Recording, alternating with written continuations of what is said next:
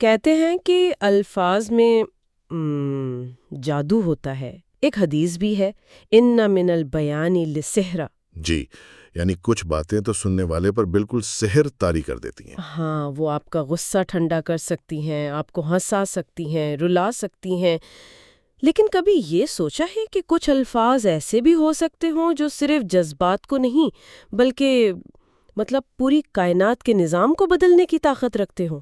یہ ایک بہت گہرا خیال ہے، اور آج کی ہماری گفتگو ایسے ہی الفاظ کے بارے میں ہے۔ وہ نام جسے اسم اعظم کہا جاتا ہے۔ اسم اعظم؟ جی، ایک ایسا راز جو صدیوں سے انسان کو اپنی طرف کھینچتا آیا ہے۔ تو آج ہم اس سے جڑی تاریخ، اس کی طاقت کی کہانیوں اور مختلف روایات اس کے بارے میں کیا کہتی ہیں، اس کو سمجھنے کی کوشش کریں گے۔ اور اس گہری بات چیت کا آغاز ہم قرآن پاک کی ایک بہت ہی پراسرار آیت سے کرتے ہیں، سورۃ البقرہ کی آیت 243، جس میں اللہ فرماتا ہے، کیا تم نے ان لوگوں پر غور نہیں کیا جو ہزاروں کی تعداد میں تھے اور موت کے ڈر سے اپنے گھروں سے نکل بھاگے؟ تو اللہ نے ان سے کہا مر جاؤ، پھر اس نے انہیں زندہ کر دیا۔ بالکل، یہ آیت ذہن میں کئی سوال کھڑے کر دیتی ہے۔ یہ کون لوگ تھے اور انہیں موت دے کر دوبارہ زندہ کیوں کیا گیا؟ دیکھیں، یہ واقعہ جو ہے نا، یہ تاریخ کے پردوں میں چھپا ہوا ہے۔ قرآن اس کی زیادہ تفصیل نہیں بتاتا، جی، لیکن حضرت ابن عباس رضی اللہ عنہ، جنہیں ترجمان قرآن بھی کہا جاتا ہے، جی، وہ اس کی تفسیر میں بتاتے ہیں کہ یہ بنی اسرائیل کا ایک قبیلہ تھا جو داوردان نامی شہر میں رہتا تھا۔ داوردان؟ اچھا۔ جی، جب وہاں طاعون کی وبا پھیلی تو یہ ہزاروں لوگ اپنی جان بچانے کے لیے شہر چھوڑ کر ایک وادی میں چلے گئے، مگر اللہ کا حکم تو کہیں بھی آ سکتا تھا، تو موت نے انہیں وہیں آ لیا۔ سب کے سب مر گئے۔ اور پھر وہ دوبارہ زندہ ہوئے، یہ کیسے ممکن ہوا؟ جی، روایت کے مطابق کچھ عرصے بعد وہاں سے ایک نبی کا گزر ہوا۔ جب انہوں نے ہزاروں انسانوں کی ہڈیوں کا وہ ڈھیر دیکھا تو ان کا دل بہت دکھا، اور انہوں نے اللہ سے دعا کی، اور دعا قبول ہوئی؟ اور دعا قبول ہوئی۔ اللہ نے ان تمام مردوں کو دوبارہ زندگی بخش دی، اور وہ نبی تھے حضرت حزقیل علیہ السلام۔ حضرت حزقیل علیہ السلام، یہ نام تو یہودی روایات میں بھی بہت مرکزی حیثیت رکھتا ہے نا؟ تورات میں تو دی بک آف ایزیکیل یعنی حزقیل کی کتاب کے نام سے ایک پورا باب ہے۔ بالکل، اور وہ کتاب غیر معمولی واقعات سے بھری ہوئی ہے۔ وہ دراصل حضرت حزقیل علیہ السلام کو دکھائے گئے 6 مشہور مکاشفات یعنی ویژنز کا ایک مجموعہ ہے۔ 6 مکاشفات؟ جی، ان میں یروشلم کی تباہی، یہودیوں کی غلامی، پھر ان کی آزادی اور ہیکل سلیمانی کی دوبارہ تعمیر جیسی بڑی پیشن گوئیاں ہیں۔ لیکن 2 مکاشفات ایسے ہیں جو ہماری آج کی گفتگو کے لیے بہت اہم ہیں۔ اچھا، تو پہلا تو شاید وہی ہڈیوں والا واقعہ ہوگا نا؟ جی، پہلا مکاشفہ خشک ہڈیوں کی وادی کا ہے۔ حضرت حزقیل دیکھتے ہیں کہ وہ ایک وادی میں ہیں جہاں ہر طرف انسانی ہڈیاں بکھری پڑی ہیں۔ پھر اللہ کے حکم سے وہ ہڈیاں آپس میں جڑتی ہیں، ان پر گوشت اور کھال چڑھتی ہے، اور دیکھتے ہی دیکھتے وہ ایک پوری زندہ فوج کی صورت میں ان کے سامنے کھڑے ہو جاتے ہیں۔ یہ بالکل وہی منظر ہے جس کی طرف قرآن کی آیت اشارہ کرتی ہے۔ خشک ہڈیوں کا زندہ ہو جانا، یہ تو خود ایک بہت بڑا معجزہ ہے۔ آپ کہہ رہی ہیں کہ اس سے بھی زیادہ اہم کوئی اور مکاشفہ تھا؟ وہ کیا ہو سکتا ہے؟ جی، کیونکہ ہڈیوں کا زندہ ہونا تو اللہ کی قدرت کا ایک مظہر تھا، لیکن جو چھٹا مکاشفہ تھا وہ خود اس قدرت کے کام کرنے کے نظام کی ایک جھلک تھی۔ اچھا۔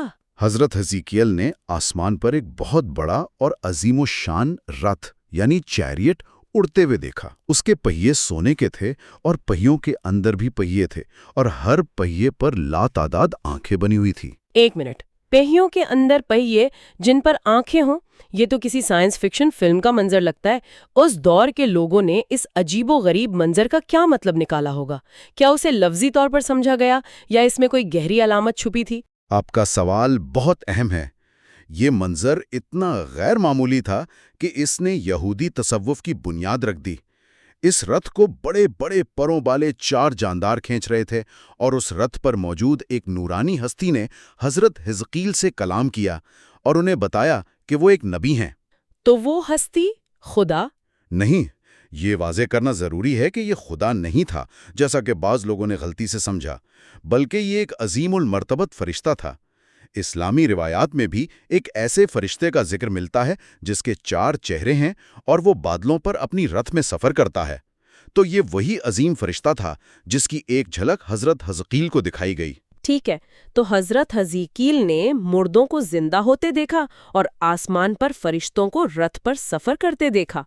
ان ناقابل یقین تجربات سے یہودیوں نے کیا نتیجہ اخذ کیا؟ یہیں سے اسم اعظم کا تصور کیسے جڑا؟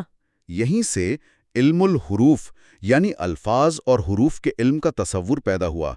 ان کا ماننا تھا کہ حضرت حزقیل کے پاس کوئی ایسا پوشیدہ علم، کوئی خفیہ طاقت تھی جس کی بدولت وہ یہ سب دیکھ اور کر پا رہے تھے۔ بالکل، ان کے نزدیک یہ خدا کے پوشیدہ ناموں کا علم تھا جس کے ذریعے نہ صرف مردوں کو زندہ کیا جا سکتا تھا بلکہ فرشتوں سے رابطہ کر کے آسمانوں کا سفر بھی کیا جا سکتا تھا۔ اور اسی روحانی سفر کو انہوں نے مرکبہ کا نام دیا، ٹھیک ہے؟ بالکل، مرکبہ کا مطلب ہے ایک روحانی رتھ پر سوار ہو کر آسمانوں کی سیر کرنا۔ ان کا عقیدہ تھا کہ اس سفر اور ان طاقتور فرشتوں جنہیں حیوت یعنی زندہ ہستیاں کہا گیا ہے، ان کو قابو کرنے کے لیے خدا کے ان پوشیدہ ناموں یعنی اسم اعظم کا علم ضروری ہے۔ یہ تصور بڑا طاقتور ہے کہ الفاظ کے ذریعے کائنات کے اصولوں پر اثر انداز ہوا جا سکتا ہے۔ اور دلچسپ بات یہ ہے کہ بالکل ایسا ہی بلکہ اس سے بھی زیادہ مضبوط تصور ہمیں اسلامی روایات میں بھی ملتا ہے۔ وہاں اسم اعظم کی کیا اہمیت بیان ہوئی ہے؟ اسلام میں اسم اعظم کا تصور بہت واضح اور مستند ہے۔ جامع ترمذی اور سنن نسائی جیسی حدیث کی کتابوں میں نبی کریم صلی اللہ علیہ وسلم کا فرمان موجود ہے کہ جب بھی کوئی بندہ اسم اعظم کے وسیلے سے اللہ کو پکارتا ہے تو اس کی دعا ضرور قبول ہوتی ہے۔ ضرور قبول ہوتی ہے، یعنی کبھی رد نہیں ہوتی؟ جی، یہ اللہ کا وہ نام ہے جس کے ذریعے مانگی گئی دعا کبھی رد نہیں ہوتی۔ کیا تاریخ میں اس کی کوئی عملی مثالیں بھی ملتی ہیں جہاں اس طاقت کا مظاہرہ ہوا ہو؟ کئی حیرت انگیز واقعات ہیں۔ ایک تو حضرت علی رضی اللہ عنہ نے 2 فرشتوں غالباً ہاروت و ماروت کا قصہ سنایا۔ اچھا۔ ایک عورت ان کے پاس آئی اور ان سے وہ کلمات سیکھنے پر اصرار کرنے لگی جن سے وہ آسمانوں پر آتے جاتے تھے۔ فرشتوں نے اسے اسم اعظم بتا دیا۔ جیسے ہی اس عورت نے وہ نام پکارا، وہ ہوا میں بلند ہونے لگی، لیکن اسی وقت اسے سزا کے طور پر مسخ کر کے ایک ستارہ بنا دیا گیا۔ تو یہ ایک طرح سے ایک سبق آموز کہانی ہے۔ علم تو حقیقی تھا، لیکن اسے کسی ایسے شخص کو دینا جو اس کا اہل نہ ہو، اس کے نتائج خطرناک ہو سکتے ہیں۔ یعنی علم کے ساتھ ذمہ داری بھی آتی ہے۔ بالکل، علم ایک آزمائش ہے۔ اب دوسری مثال دیکھیں جو اس کے صحیح استعمال کو ظاہر کرتی ہے۔ حضرت سلیمان علیہ السلام اور ملکہ سبا کا واقعہ۔ جی، قرآن میں موجود ہے۔ حضرت سلیمان نے اپنے درباریوں سے کہا کہ کون ملکہ کا تخت اس کے پہنچنے سے پہلے یہاں لے آئے گا۔ ایک جن نے کہا میں دربار برخاست ہونے سے پہلے لے آؤں گا، لیکن پھر ایک شخص نے کہا کہ میں پلک جھپکنے سے پہلے اسے حاضر کر سکتا ہوں۔ اور اگلی ہی آیت میں وہ تخت وہاں موجود تھا۔ جی، اور وہ شخص کون تھا؟ یہی تو سب سے دلچسپ بات ہے۔ قرآن نے اس کی شناخت ظاہر نہیں کی، لیکن حضرت ابن عباس اپنی تفسیر میں لکھتے ہیں کہ وہ حضرت سلیمان کے ایک وزیر تھے، آصف بن برخیا۔ ایک وزیر؟ وہ نبی نہیں تھے۔ نہیں، وہ نبی نہیں تھے۔ اور یہ نقطہ بہت اہم ہے کیونکہ یہ بتاتا ہے کہ یہ علم اور طاقت صرف انبیاء تک محدود نہیں تھی۔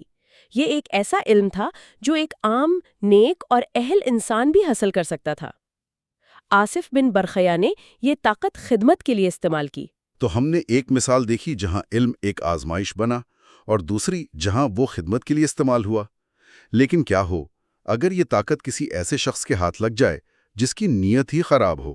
اس کی بھی ایک خوفناک مثال قرآن میں موجود ہے۔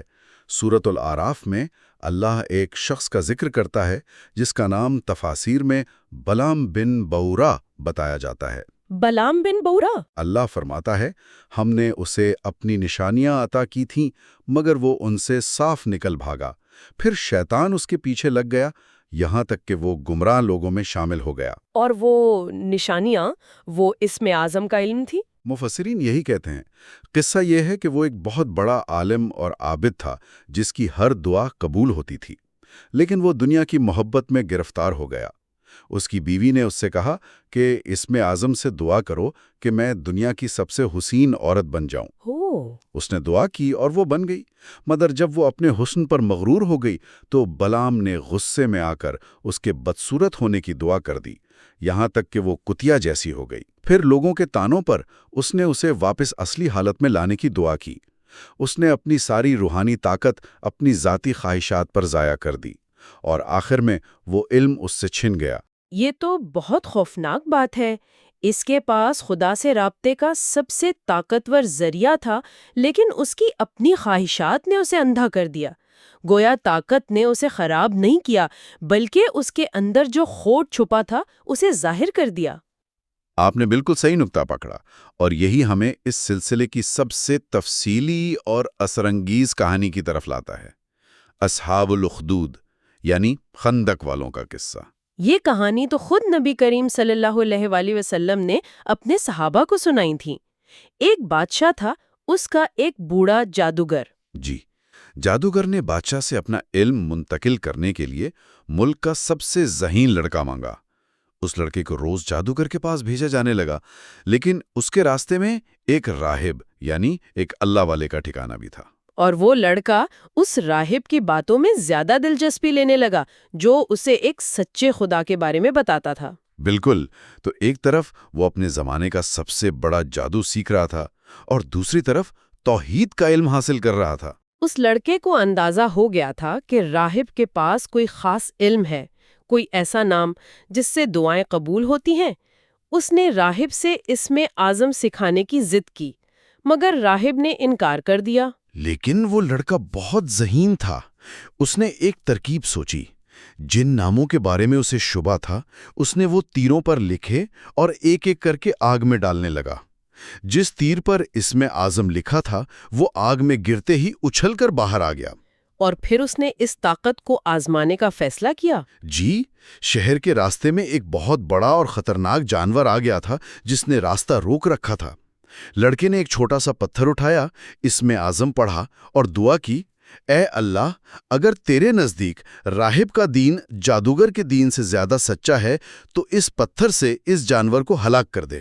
اور وہ جانور وہیں ڈھیر ہو گیا۔ تو اس نے اپنی طاقت کو پہلی بار لوگوں کے سامنے استعمال کیا، مگر اپنی بڑائی کے لیے نہیں، بلکہ لوگوں کی مشکل حل کرنے کے لیے۔ یہ ایک بہت اہم موڑ لگتا ہے۔ بالکل، اور یہیں سے اس کی آزمائش کا اصل آغاز ہوا۔ یہ خبر پھیلی تو بادشاہ کا ایک نابینا وزیر اس کے پاس آیا۔ لڑکے نے اسے بھی اسم اعظم کی برکت سے بینا کر دیا۔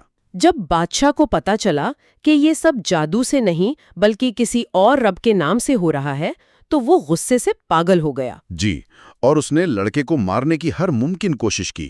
اسے پہاڑ کی چوٹی سے پھینکوانے کی کوشش کی، گہرے سمندر میں ڈبونا چاہا، مگر ہر بار لڑکا اسم اعظم کی برکت سے بچ نکلتا۔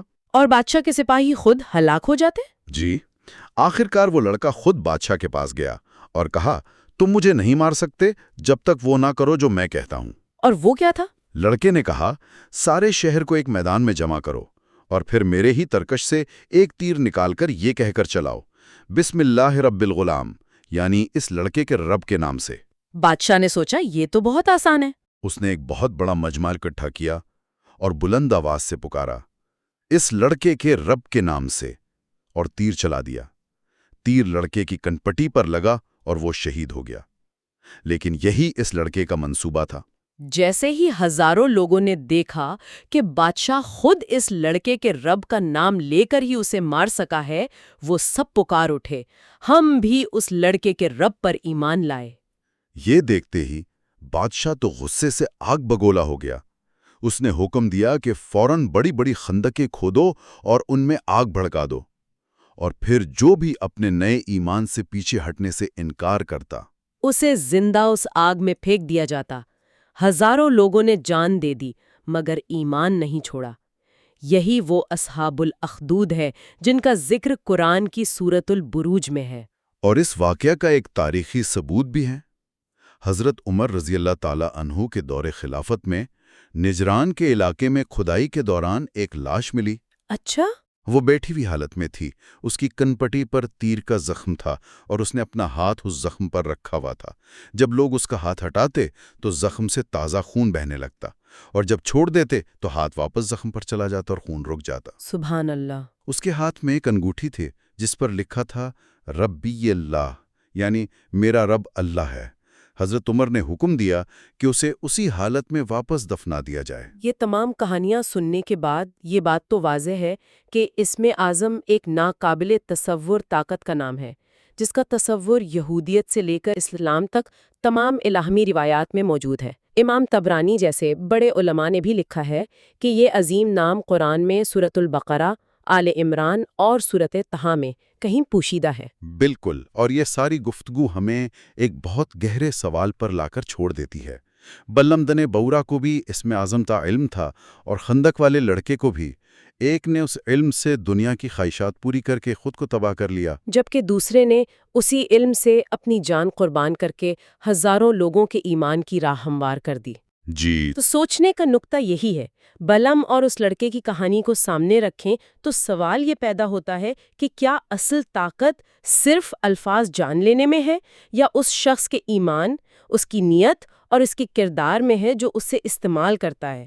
یہ کہانیاں ہمیں طاقت کے صحیح اور غلط استعمال کے بارے میں کیا سکھاتی ہیں؟